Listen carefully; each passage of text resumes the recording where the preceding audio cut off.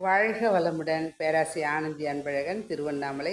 இன்றைக்கி சிந்தனையாக என்ன எடுத்துக்கலாம் அப்படின்னா, நாள் ஒரு நற்சிந்தனையிலேருந்து பழிச்செயல் பதிவு நீக்கம் அப்படின்றத விதத்தில் நம்ம சிந்தனைக்கு எடுத்துப்போம்.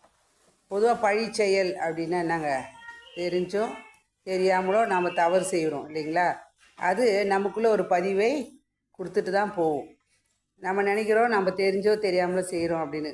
தெரிஞ்சு செய்யலாம், தெரியாமல் செஞ்சாலும் அந்த பதிவு நமக்குள்ளே இருக்கத்தான் செய்யும். ஃபஸ்ட்டு பார்த்திங்க அப்படின்னா, தனக்கோ பிறருக்கோ துன்பம் தரும் செயலாகவும் பழி செயல்பது. அது நமக்கும் சரி, மற்றவங்களும் சரி. இப்போ அளவோடு சாப்பிட்டோம் அப்படின்னா ஓகே, அளவுக்கு மிஞ்சினா என்ன ஆகும்? அமிர்தம் நஞ்சுன்னு சொல்கிறாங்க. ஆனால் அதையும் மீறி நான் சாப்பிடும்போது என்ன நடக்குங்க? எனக்கு ஒரு துன்ப விளைவு தரதான் செய்யும். நாம் நினச்சிட்டோம் தவறான செயல்கள் மட்டும்தான் கிடையாதுங்க. எந்த விதத்துலேயும் நம்ம மற்றவங்களுக்கு துன்பம் கொடுத்தாலும் நமக்கு கொடுத்தாலும் அது ஒரு பதிவு தான். அதே போல் மனம் மொழி செயல் எதுவானாலும் ஒவ்வொருவருக்கும் உயிரிலும் பதிவு உண்டு. ரெண்டாவது, மனம்னா நாங்கள் எண்ணம் தான். அந்த எண்ணம் சொல் செயலால் நம்ம எதை செஞ்சாலுமே சரி, எண்ணம் தானே. மற்றவங்கள பற்றி நினச்சா யாருக்கு தெரிய போகுது அப்படின்னா, அது முதல்ல எனக்கே தெரியுது, எனக்கு தெரிஞ்சுதானே நான் செய்கிறேன் இல்லைங்களா? அப்போ எனக்குள்ளே ஒரு பதிவை ஏற்படுத்திட்டு தான் அது போகும். மூணாவது பார்த்தீங்க அப்படின்னா, வினைகளின் தன்மைகளும் விளைவுகளையும் அதற்கு ஏற்ப ஆகாமியம் பிராரப்த சஞ்சித கர்மம் அப்படின்ற 3 செயலும் பதிவு தான் செய்யும். அதாவது ஒரு செயல் செய்கிறோம் அப்படின்னா அதன் விளைவாக என்ன பண்ணாங்க, நான் செஞ்சது கிடையாது, எனக்கு முன்னோர்கள் செஞ்சது, பிறந்த 3 வயது முதல் செஞ்சது. அதுக்கு முன்னாடி சஞ்சிதம் சொல்லக்கூடிய 7 தலைமுறை விதமாக அவங்க செய்த செயல்களும் அந்த வித்தில் இருக்கக்கூடியது அனைத்தும் எனக்குள் ஒரு பதிவு இருக்கத்தான் செய்யும். அதான் சொல்லுவாங்க இல்லைங்களா, ஆகாமி அப்படின்னா ஆன்மா இச்சைப்பட்டு செய்யக்கூடிய செயல்கள். பிராரப்தம் அப்படின்னா பிறந்த 3 வயது முதல். அடுத்தது சஞ்சீதம் அப்படின்னா முன்னோர்கள் செய்த பதிவும் நம்மக்கிட்ட இருக்க தான் செய்யும். எப்படி நம்ம இந்த உடல் எதால் வந்தது அப்படின்னா, அந்த சஞ்சீத கர்மத்தின் காரணமாக தான் நம்ம உடலே பிறவியே நாம் எடுத்திருக்கிறோம். அதை நாம் எப்படி எந்த விதத்தில் நமக்கு பதியும் அப்படின்னா, என்னென்ன விதத்தில் அப்படின்னா, முதல்ல உறுப்புகளில், புலன்களில், அதாவது புலன்கள் மூலமாகவும், மூளை செல்களில், வித்தில், அடுத்தது பார்த்தீங்க அப்படின்னா இது ஆன்மாவில் சூக்கும பதிவாகவும் பிறவி தொடராக நம்ம அடுத்து வர ஜெனரேஷனுக்கு தான் சொல்லுவாங்க. திளைக்கும் வினைக்கடல் தீர்வுறு தோணி இலைப்பினை நீக்க இருவழி உண்டானுவாங்க. இதுக்கு விளக்கம் சொன்னால் கொஞ்சம் நிறைய சொல்ல டைம் இல்லைன்றதால கொஞ்சமாக சொல்கிறேன். அப்போ கிளைக்கும் தனக்கும் அக்கேடில் முதல்வன் விளைக்கும் தவம் அறம் துணையாமே அப்படின்றாங்க. அப்போ நம்ம செய்யக்கூடிய அனைத்தும் பார்த்தீங்க அப்படின்னா, கிளைன்னு சொல்லக்கூடிய ஒரு மரம் வருது அப்படின்னா கிளை வரதான் செய்யும். அதுபோல் நான் செய்யக்கூடிய எண்ணம் சொல் செயலில் அது என்ன நடக்குங்க, நமக்குள்ளே ஒரு பதிவை கொடுத்துட்டு நம்ம பின்னாடி வர நம்ம குழந்தைகளுக்கும் அந்த பதிவை கொடுக்க தான் செய்யும்.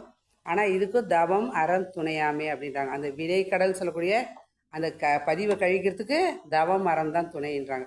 நம்பர் 4 பார்த்தீங்க அப்படின்னா, விழிப்பு நிலை பெறவும் மன விரிவு பெறவும் ஏற்ற உளப்பயிற்சியை நாம் செஞ்சோம் அப்படின்னா, அதாவது பார்த்தீங்க அப்படின்னா நம்ம தவத்தின் மூலமாக நம்ம செய்யக்கூடிய செயல்கள் அனைத்தும் பார்த்தீங்க அப்படின்னா என்ன நடக்குதுங்க, பிராயச்சித்தம், உணர்ந்து திருத்தி அழித்தல், தெய்வ நிலை தெளிவில் முறித்தல் அப்படின்ற விதத்தில் நம்ம அந்த பதிவை கழிச்சிக்கலாம். இப்போ ஃபஸ்ட்டு நம்பர் 1 பார்த்தீங்க அப்படின்னா பிராயச்சித்தம். ஒரு தவறு செஞ்சிட்டோம் அப்படின்னா சாரிங்க அப்படி கேட்டாவே அந்த இடத்துல நம்ம முடிச்சிடுறோம்.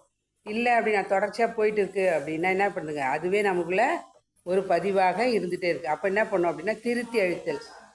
உணவின் மூலமாக உடலில் நோயோ உள்ளத்தில் கலங்கமோ வாழ்க்கையில் சிக்கல் வந்தோம் அப்படின்னா நான் என்ன பண்ணுங்க, உணவின் மூலமாக உடற்பயிற்சி மூலமாக என்னை திருத்தி கொள்ள வேண்டும்.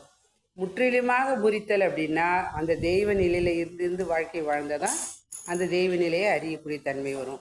நம்பர் 5 பார்த்தீங்க அப்படின்னா, எந்த பழி செயலானாலும் மீண்டும் அத்தகைய செயலை செய்யாது இருக்க என்ன பண்ணோம் அப்படின்னா மன விரிவு பெறணும். பெற்ற பின்ன அதை முயற்சியால் பயிற்சியால் முறையாக நலம் காண வேண்டும் அப்படின்னு நான் திருத்திக்கணும். அப்படின்னா தான் நான் சரிப்படுத்திக்க முடியும். அப்போ யார்ட்டுக்குது அப்படின்னா எல்லாமே எனக்குள்ளே தான் இருக்குது. அப்போ தன்னை எறிய தனக்கு ஒரு கேடில்னு சொன்னாங்க பாருங்கள். அதுபோல் நாம் உணர்ந்து திருந்தி அழித்தால் ஒழிய நம்மளோட பதிவு அதாவது போகாது நம்ம விட்டு. பொதுவாக பார்த்திங்க அப்படின்னா நம்ம நிழல் நம்மளை விட்டு போகுமா? போகாது. அப்போ நான் தான் செய்யக்கூடிய அந்த எண்ணம் சொல் செயலாக அந்த நல்வினையோ தீவினையோ செய்கிறேன் அப்படின்னா அது அனைத்தும் என்னை தான் சார்ந்திருக்கும். அப்போ என்ன பண்ணோம் அப்படின்னா மன விரிவு பெறணும், விளக்கம் பெறணும். விழிப்பு நிலையில் நம்ம வாழ்க்கை வாழ்ந்தோம் அப்படின்னா கூர்ந்து உணர்ந்து கிரகிச்சிட்டு ஒத்து போகும்போது பார்த்திங்க அப்படின்னா பெருந்தன்மை ஆக்க செயல்பாடுகள் அனைத்தும் நமக்குள் பதிவாக வரும். அப்போ என்னை நான் உணர்ந்து திருந்தி உணர்ந்து கொண்டால் வாழ்க்கையை நான் என்னை அறியாமல் எதுவும் என்ன அறியாமல் நான் செய்ய முடியாது தவறுகளை. அது நல்லதாக இருக்கட்டும் கெட்டதாக இருக்கட்டும். அப்போ என்னை நான் ஒழுங்குபடுத்திட்டேன் அப்படின்னாவே பதிவு நீக்கம் பெறுவதற்காக தான் பிறவி எடுத்தோம் என்பதை நம்ம உணர்ந்துக்கிட்டோம் அப்படின்னா பழிச்செயல் பதிவு நீக்கம் பெறுவதற்கு அது கூட முடிவு நம்ம கையில் தான் இருக்குது என்பதை உணர்ந்து நம்மை நாம் சுவாமிஜி அழகாக சொல்கிறார், உடல் உயிர் மனம் ஒரே நேர்கோட்டில் வச்சுக்கங்கன்னு. அதுபோல் அந்த உடல் உயிர் மனம் நேர்கோட்டில் இருக்கக்கூடிய மனவளக்கலை பயிற்சி எடுத்துக்கிட்டோம் அப்படின்னா நாமும் சிறப்பாக வாழ்வோம். உடலுக்கு உடற்பயிற்சி, மனசுக்கு தியான பயிற்சி, உயிருக்கு காயகல் பயிற்சி, இது மூன்றும் ஒன்றிணைந்த ஜீவகாந்த பெருக்க பயிற்சி செஞ்சோம் அப்படின்னா வாழ்க்கையில் எல்லா வகையிலும் பதிவை முழுமையாக நீக்கம் பெற்று இறைநிலை உணர்வு பெறுவதற்காக தான் வந்திருக்கிறோம் என்பதை உணர்த்துவது தான் மனவளக்கலை என்பதை சொல்லி இந்த அற்புதமான வாய்ப்பை அளித்த இறைநிலைக்கும் குருவர்களுக்கும் இது காலம் செய்திருக்க அனைத்து நல்ல அன்புகளுக்கும் நன்றி. மீண்டும் சந்திப்போம், சிந்திப்போம். வாழ்க வளமுடன்.